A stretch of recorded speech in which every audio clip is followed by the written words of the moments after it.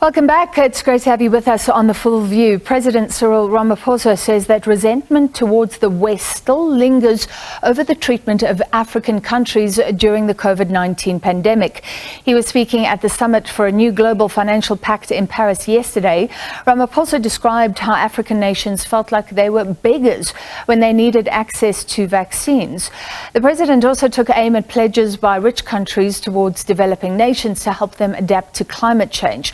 This summit, of course, co-organized by France, Barbados and India, with the objective of seeing the foundations for a new global financial architecture beyond the Bretton Woods system to address climate change, biodiversity and developmental challenges.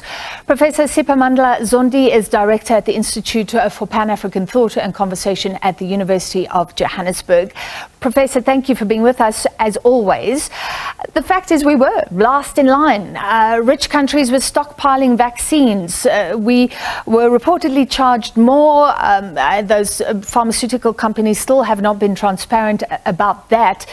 Do you agree with President Ramaphosa's points? Yes, good evening, good afternoon. What we had learned since 1945 is that the best way to deal with issues of the world, especially in relation to things that affect all of us, what is called global commons, health, education, hunger, inequality, and all those things.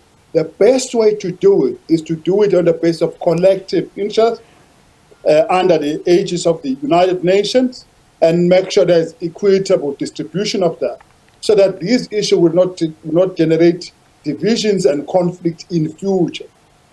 And that has been the order of ways, and that's how we've overcome many challenges in the world.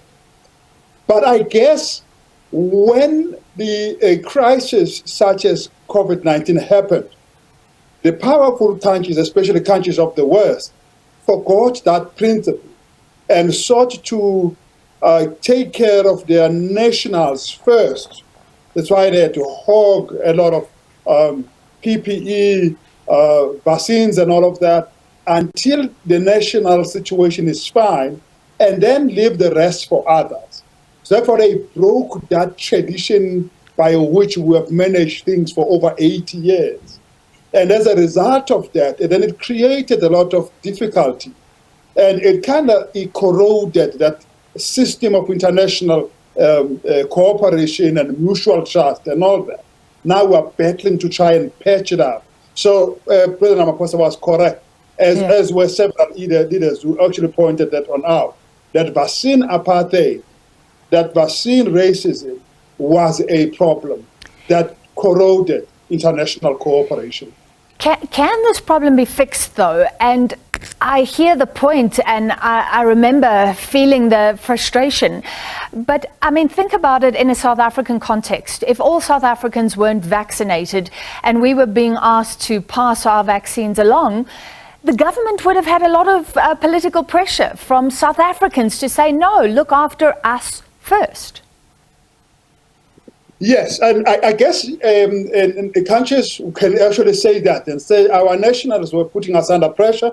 This is our own taxes. We have to do that. But that's not how the world has been run all over.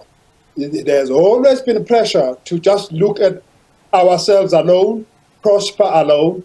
But the wisdom of leadership in the past 8 years has been to understand that we have to balance that and with the common interest. Simply because quite often, if you solve the problems in Italy alone, and you don't solve them just across the border in Hungary, before long, those problems come back to haunt you. And we knew with COVID-19 that there was no way any single country will ever overcome it unless they assist the rest of the world to do it. When the problems are common, the solutions better be common, because there's no point in securing your situation when you're going to get transmissions from outside. You could persuade society that way. South Africa had to do the same thing. Part of what we had as a consignment needed to be shared with other African countries, even as people were worried about, no, don't share with others, and all of that. In the end, we didn't even finish what we had. And if we had hogged it, we would have also lost it both ways. Yeah, it's a complex issue. Finally, before we let you go, let's just talk about climate change quickly. And I was thinking South Africa is actually receiving quite a lot of funds for our just transition, but the president was saying much more needs to be done. Do you expect that more money could flow as a result of this Global Finance Summit? Since the great breakthrough of Rio 1992 and the second breakthrough of the Paris Agreement more recently, there is global consensus that a lot would need to, more of money and resources will need to be put in to enable countries to do two things: to mitigate the impact of climate change, and secondly, to adapt to the conditions that climate change has created. And that these dynamics manifest themselves in the area of energy.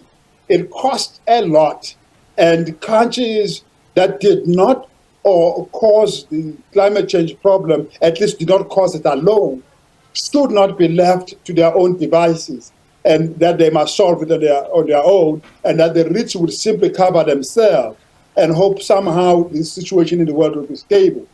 The rich will be required to share their abundant resources with the less developed countries, especially though the poor countries like islands and all that, to make sure that the countries are able to do this just transition that is required. It's called just because it must be transition that must not be done at the expense of the development needs of the developing countries.